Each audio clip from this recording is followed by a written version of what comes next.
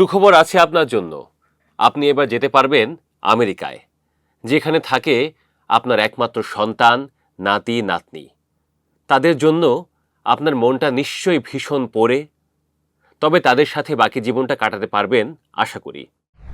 এবার আর শুধু ভিডিও কলে কথা হবে না, আপনজনদের ছুঁয়ে দেখতে পারবেন।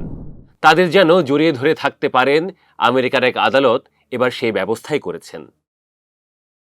অথচ আপনার সন্তানের, নাতি নাতনিদের মনটা ভেঙে চুরে গিয়েছিল একটা খবরে।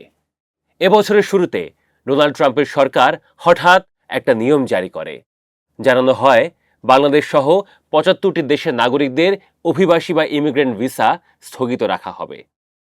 কারণ হিসেবে বলা হয়েছিল এই ৭৫ দেশ থেকে আসা লোকজন, অর্থাৎ আপনিও নাকি আমেরিকায় গিয়ে সরকারি টাকায় চলবেন। কিন্তু ব্যাপারটা তো ওরকম নয়। আপনার পরিবার সেখানে থাকে, তারাই তো আপনার দায়িত্ব নেবে, তাই না? দ্য ওয়েব ওয়ার্ল্ডের প্রিয় দর্শক, দেখুন, আপনার সন্তান, নাতি নাতনি তারা আমেরিকার নাগরিক। আপনাকে সেই দেশে নেওয়ার জন্য বহু বছর ধরে তারা নিয়ম মেনে চলছে। লাখ লাখ টাকা খরচ করেছে, আবেদন প্রক্রিয়া শেষ করেছে। অথচ ট্রাম্প সরকারের একটা সিদ্ধান্তে আপনাদের স্বপ্ন মুহূর্তের মধ্যে থমকে যায়। এরকম অসংখ্য পরিবার আছে যাদের ক্ষেত্রে এই বেহাল হয়েছিল। কিন্তু আনন্দের খবরটা হলো, ট্রাম্প সরকারের সিদ্ধান্তের বিরুদ্ধে মার্কিন মানবাধিকার সংস্থা এবং ভুক্তভোগীরা, অর্থাৎ আপনার সন্তান, আদালতে মামলা দায়ের করেন। তাদের যুক্তি ছিল, আমেরিকার আইন অনুযায়ী প্রতিটি আবেদনকারীকে মূল্যায়ন করার নিয়ম রয়েছে। গণহারে দেশ ধরে ধরে তাদেরকে যেতে না দেওয়া আইন ও সংবিধানের মূলনীতিরও পরিপন্থী। তো হয়েছে কি, মামলার শুনানি শেষে মার্কিন আদালত এক যুগান্তকারী নির্দেশ দেন। রায়ে বলা হয়, ট্রাম্প সরকারের নীতিটি সম্পূর্ণ অন্যায় এবং বেআইনি।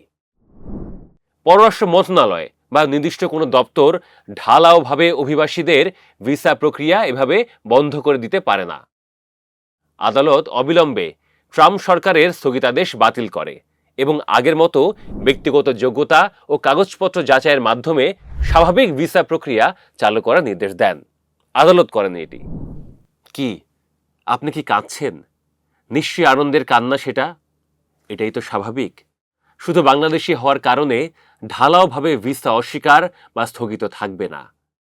আপনিও আপনার প্রবাসী পরিবার যে চূড়ান্ত ধাপের জন্য অপেক্ষা করছিলেন, তাদের আবেদনগুলো আবার আগের মতো ধারাবাহিকভাবে প্রক্রিয়াভুক্ত হবে।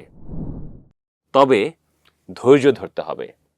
আপাতত এটা আনন্দের সংবাদ, এতে কোনো সন্দেহ নেই। তবে এখানেও কথা আছে, আগেই খুব বেশি খুশি হওয়া যাবে না।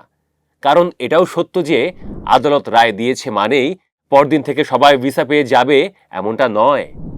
মার্কিন সরকার চাইলে উচ্চ আদালতে গিয়ে আপিল করতে পারে।